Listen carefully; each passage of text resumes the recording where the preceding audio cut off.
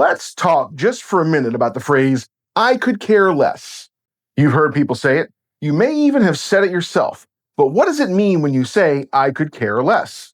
You mean, I don't care, right? But that's not what you're saying. I could care less indicates that there is a level of care lower than yours, that it is at least theoretically possible for you to care about the current situation to a smaller degree than you currently do. I couldn't care less is the correct way to say this phrase, because that indicates that your level of concern is so small that there is nothing in the universe that could lower it any further. So say it right. Wow, that was a quick one.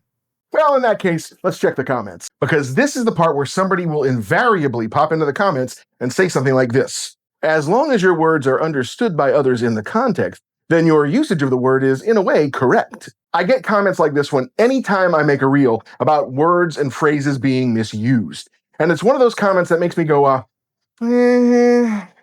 like, you're right, but you're also not. Here's the thing. It's true that language changes and evolves over time. And it's also true that the purpose of language is to facilitate communication. So you can make the argument that as long as the message is received correctly, then you have communicated successfully. But successful and correctly do not mean the same thing. And I think it's important that we acknowledge that.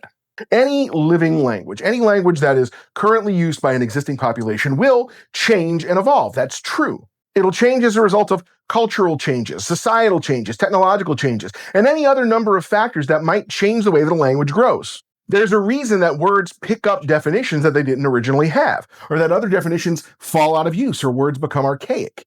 However, that does not mean that you automatically have to approve of every change in a language, especially changes that actually make communicating more difficult. For example, literally. Let's talk about literally. A few years ago, Merriam-Webster added this definition to the word literally, and I have never been angry at a dictionary before. Yes, I know that people use the word literally for emphasis or to mean figuratively. Yes, I know that they've been doing it for hundreds of years, but that doesn't make it right. It's stuff like this that makes learning English as a second language so difficult. Can you imagine a non-native English speaker trying to expand their English vocabulary and running into something like this? So literally means something that happens in reality, something that is factually true. Correct. But it can also mean something that is metaphorical, something that should not be taken as actual fact. Correct. I'm not here to argue for the elegance of the English language or anything like that. English isn't elegant. English is a mess. English is the second-term college student hopped up on Monster energy drinks trying to finish a term paper at 4 a.m. the day that it is due of languages. But that doesn't mean we should be making it harder to understand. I know this sounds pedantic, because it is, but that doesn't make me wrong.